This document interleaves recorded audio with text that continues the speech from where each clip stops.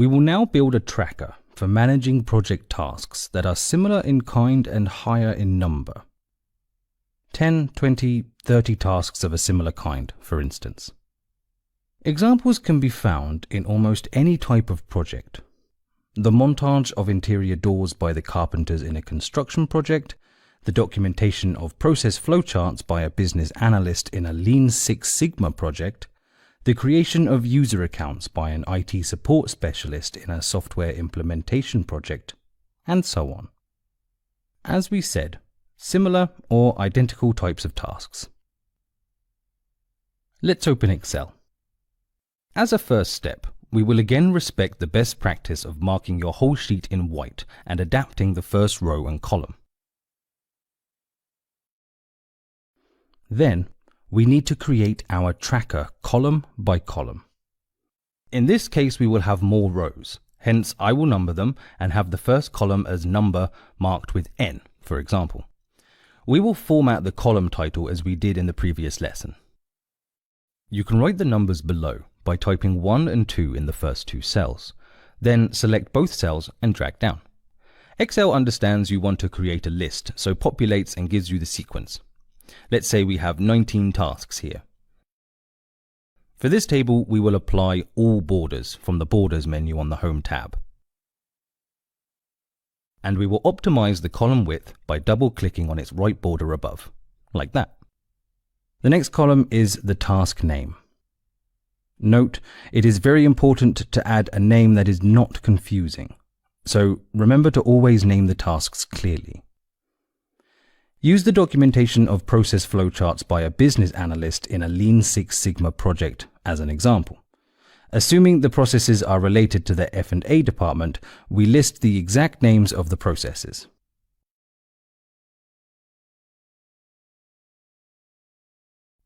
Okay, we now have the processes' names listed in the task column. Needless to say, this list has to be agreed upon with the stakeholders before the business analysts start working on it. Moving on, the next critical information will be who is responsible for each task. Let's say in our case we have two business analysts, Jessica and Mark. After agreeing who will do what, we can include a name against each of the tasks. Note, if in your project there is only one person responsible for all tasks, it will not make much sense to have this column. It would just waste space without providing valuable information, so you can skip it in such cases. The next one is our favorite, status column. We already know how to set it in Excel, so we won't repeat the steps here. Nevertheless, if you're still in doubt, feel free to review the previous lesson again. The next column is about the completion percentage. Here we will be tracking the progress using the conceptual range 0% to 100%. When the tasks take more time, more than one day let's say, this column gives valuable information on the actual status. If one process mapping takes 5 working days on average, the business analyst will be updating the completion percentage each day. If, for example, after day 3, the progress is above 60%, that will be a good indicator that things are progressing normally. However, if after day 2, the progress is 10%, let's say, this will make the project manager ask questions right away. Attention! This column is very useful, but needs to be managed carefully as the decision on the percentage may often be subjective. The one thing you don't want is to have a good completion percentage which is not reflecting reality. This will mislead the project manager and the stakeholders to think that everything is okay, while the true progress is actually way lower. Expectations management should be carefully performed by the project management here. My advice is to always be on the safe side and be more conservative in the percentages you or your team member adds here. Okay.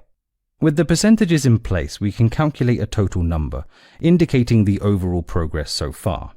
We can select a cell at the bottom of the same column or at the top if the list is too long.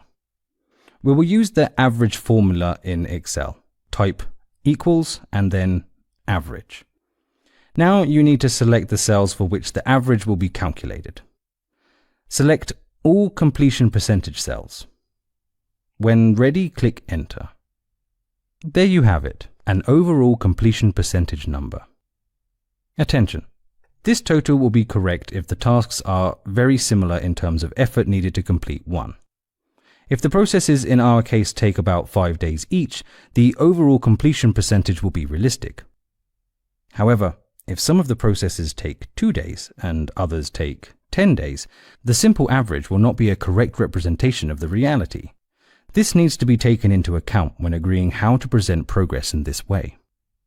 Finally, we leave one free text column for comments. We are already familiar with the purpose of this one, right? Okay, we can finish with some formatting. Again, we put the title row in bold. We can increase the row height and then use the middle align so text is centered also vertically. We already centered the text for columns where it would make sense. In this case, responsible, status, and completion percentage columns. Finally, we can give the needed space to the completion and responsible titles by double-clicking on their main column borders. Perfect. Here we have our work tracker. With this document, the project manager and the team can keep control on all tasks, catch any delays in a timely manner, and monitor the work progress transparently. So useful. Let's continue with the final tracker template in Excel in the next video. See you there.